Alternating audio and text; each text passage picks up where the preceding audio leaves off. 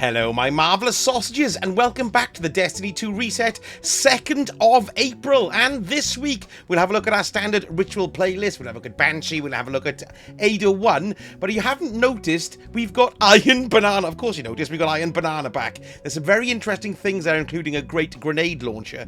We've also had another one of the dev streams, you know, the final one for Into the Light, which is happening next week, so I'll give you a really quick breakdown on what to expect there as well. But first of all, let's check out Lord Sakatin. So here we are, and like you can see, our rank rewards stack is still going on. I haven't played this much at all, I'm only on rank 8, but there's a nifty emblem that I'd like to get there with the bananas on it. But the weapon everyone's talking about, or at least this is why people are running it this week, is this. It's the Tusk of the Boar grenade launcher. Now it's wave frame, and it's also strand. Now the reason why Tusk of the Boar is looking to be pretty much high in demand is because of its nice combination of perks. Let's just have a little look here. This is on GG, and these are what the theory crafters recommend for the best perks on it. But I can probably tell you that we're going to see bait and switch. Look, that's going to rise to the top pretty damn quickly. Hatchling we've got there as well. We've got chain reaction on it, swashbuckler, vorpal or deconstruction, and then in the third column, envious assassin, grave robber, slice, which is the new one there as well, added in season 23, enlightened action, slideways, or what's this one, pulse monitor. So we do have a nice collection of perks there. Bait and switch and slice, bait and switch and envious assassin as well, really. So they could be good, they could be very, very good. So I might be doing a bit of Iron Banana to farm for that Tusk of the Wild Boar. Tusk of the Boar. I don't know why I said wild, I just thought it was in there. We've currently got the Tribute game mode there, but that was deactivated last time and they went round to like the control version of it as well. And don't forget to put on some extra Iron Banana gear as well. So you've got a note of 5 there, so you can stick all your 5 bits on. Put the emblem on as well, and they're competing challenges which change as the week goes on. Look, you can see the challenge weekly there. 1 of 4, earn points in Iron Banana with either Stasis, Solar or Strand subclasses. Lovely. There we go, something nice to be doing this week. Now then, we're going to go and have a little look over here at Banshee and see what he's got, because has he got a couple of decent things there. Well, yes, he has, I suppose. First of all, he's got a pretty tidy roll on the Cartesian coordinate here. This is a B on GG. Remember, this is only here for another 6 hours, midnight UK time. We've got Vorpal and Hipfire Grip, Enhanced Battery, Liquid Coils, Hitmark is, and Clean Shot is as well, and a Charge Time Masterwork. And we've got the Palmyra B here. The reason why I say this, it's not a particularly great roll, this one, but of course it's craftable. So if you're looking for a stasis rocket launcher, that could be your baby. And here we are with Ada 1. Let's have a little look at what we've got for the shaders. They've got the Genotype Null 0. That was here last week. How odd.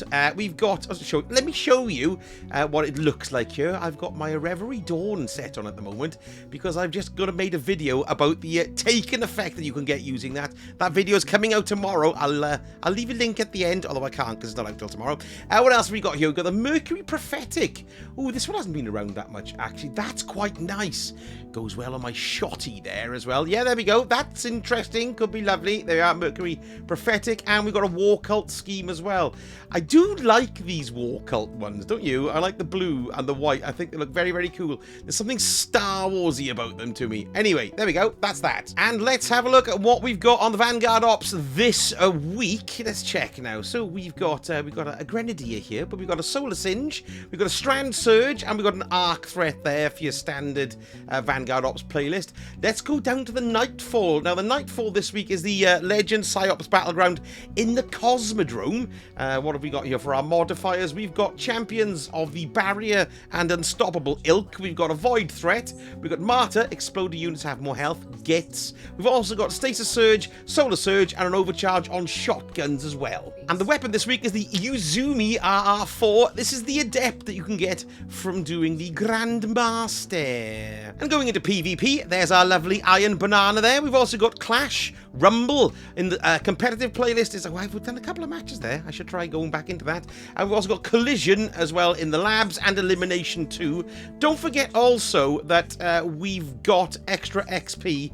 levels here in PvP this week, which will be very nice indeed help for the older Iron Banana. And in the Legends tab, we've got Operation Seraph's Shield for the exotic mission this week. That's a lovely pinnacle for you there. Of course, you get one in Crota's End there as well. But we've got the Prophecy Dungeon back in rotation pretty quickly, which is really nice, which means you can get those new Prophecy weapons. Some right crackers in there, the Prosecutor and the Adjudicator and all that lark. Well worth running that this week to get some of those weapons, because those weapons will also be able to be attuned or at least somehow managed in the final shape when it's released, but they haven't been specific about what they're yet, but they're going to be fixable and fiddleable with when the final shape comes out. And the Pinnacle Raid is not that, that's a preservation mission. There it is, look, it's Vow of the Disciple. And looking to the legend Dares of Eternity, what do we have here? We've got Hive, Vex, and Valtoric there at the end. We've got, what have we got? A Solar Threat, we've got a Stasis Surge, a Solar Surge, Overcharged Shotgun, and Grenade Launcher as well. No Dares loot pool this week, I'm afraid, but it shall return next week. Takes ages, that does, you see? Now, I don't know if you watched the Into the Light preview stream, but I'm going to break down really briefly what we got there from off the top of my head. First of all, we've got the return of the Whisper mission, which has got some augments in it, some changes to it, new secrets in it as well. We've got the Whisper mission, and then we're going to be able to craft the Whisper of the Worm sniper rifles. That's going to be craftable with its own perks. Next, we've got another exotic mission, an old favourite 0 hour, which is what I'm really looking forward to. The weapon reward for this is the Outbreak Perfected. Now, of course, you can get that and the Whisper of the Worm from the Tower kiosk at the moment, but these are both going to be craftable, so you can change the mods in it and the catalysts as well. The 0 hour mission is the one with Trevor, you know, the robot that used to eat your face really, really fast. So I'm really looking forward to both of those. There's new secrets in them as well, new collectibles, so these missions are going to have legs, which is going to be very interesting to see. They're not both releasing at the same time. I know Whisper's coming out first, and Outbreak Perfected is coming, and I think they said 7th of March, or beginning of March, not March, May, stupid boy, May the 7th, something like that. So we'll just have to wait and see the exact schedule there. No doubt that'll come out in the TWID. Next, they showed us 3 new PvP maps. Now, one is going to be on Europa, which did look incredibly interesting. I'm not a PvP connoisseur, but I can tell you that the maps did look good, but of course, it all comes to the playability of them, doesn't it? So we got one on Europa. That one's called Eventide on Europa. The next map is called Cirrus Plaza. That's going to be on Neomuna. That one looked very interesting too,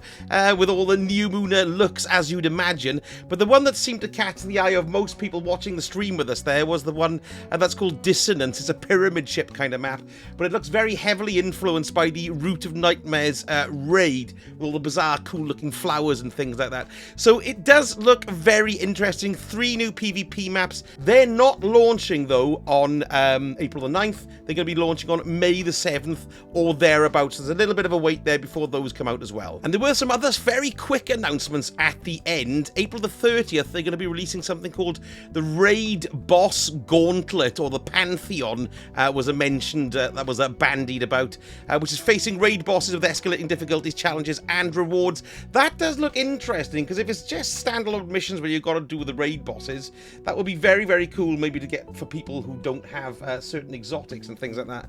I don't know how that would work, though, particularly ones that are quest-based like a Divinity, so not entirely sure, but it would open up, I suppose, the legendary weapon pool a lot. So that does look very, very cool.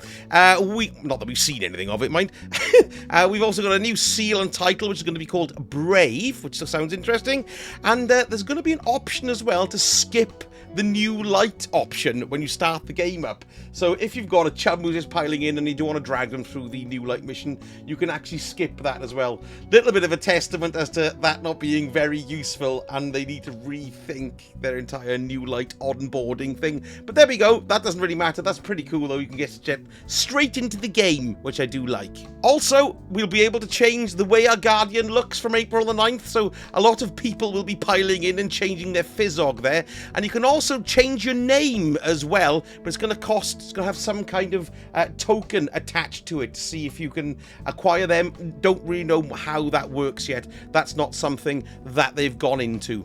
And there was one final surprise, which I was really excited about. Next week, we thought today would be the last developer stream. There's going to be another one next Tuesday, so I will be covering that on my live channel, and it's all going to be about the final shape, which is really, really interesting.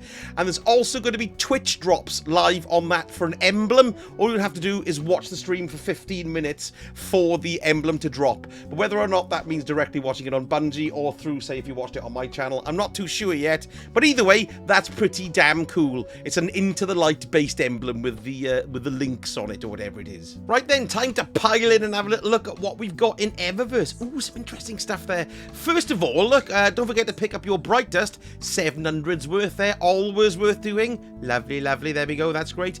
Let's have a look at shaders. Raven Silk is the first one, 300 Bright Dust. Well, you know, it's okay, I suppose. Yes, there we are, there's that one. We've got Carbon Blood. I really like Carbon Blood. This is a very, very nice one. You can see the metal accoutrements there, really shiny, a nice shiny red. That's a great shader, Carbon Blood. You must pick that up if you haven't got it. Pyramid Entrance is one of the transmat effects, which is pretty damn cool, actually. I've already got that one, yes. Now this, look at this. This is the Ozymandias weapon ornament. This is for the last man standing shotgun.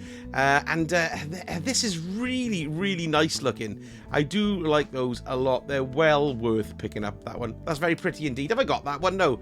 I'm buying it, because I never use it, but I just like the look of those ornaments. They're lovely. We've got the Read the Map emote, which will be, well, yes. That's quite entertaining. Does he do anything silly with it? Go, what? What? Which way? No, X marks a spot, you dick. Oh, no, it's upside down. That's why I can't get it. Is this an eternal one? Or does it stop? Does it stop? Oh, no, he's just going to keep on turning it around. Oh, that's good, that. Oh, no, he chucked it away in the end. That's pretty nifty. Let's go down here. What do we have here? What's this? Oh, it's a roller coaster. That is great, isn't it? That's a really good one. They're so expensive. They're 3,000, 4,000 on that one. Oh my god, that's a lot of money. Right, let's have a look here. We got another.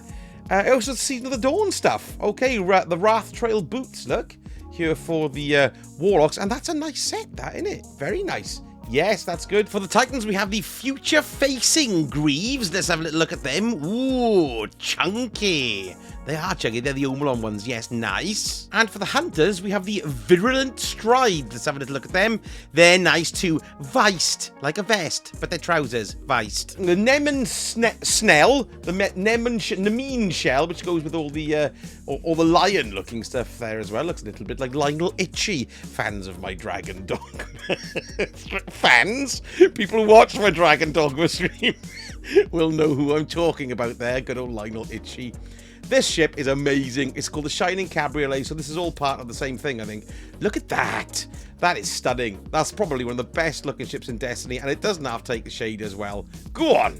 Take those shaders very well indeed. Lovely. Smashing. Ooh, that was nice. What have we got here? Out of Dodge. Which is also damn fine. It looks like you're going exploring in a Cadillac, really, doesn't it? Lots of rolled up tin foil there. Very important. Yeah, that's really, really good. I like that one out of Dodge. Have I got that one? Yes, I've bought it. Good. See, stupid boy. Desert Camo, which is for the Mida Mini Tool, or the Mida Mini Tool, depending on where you come from.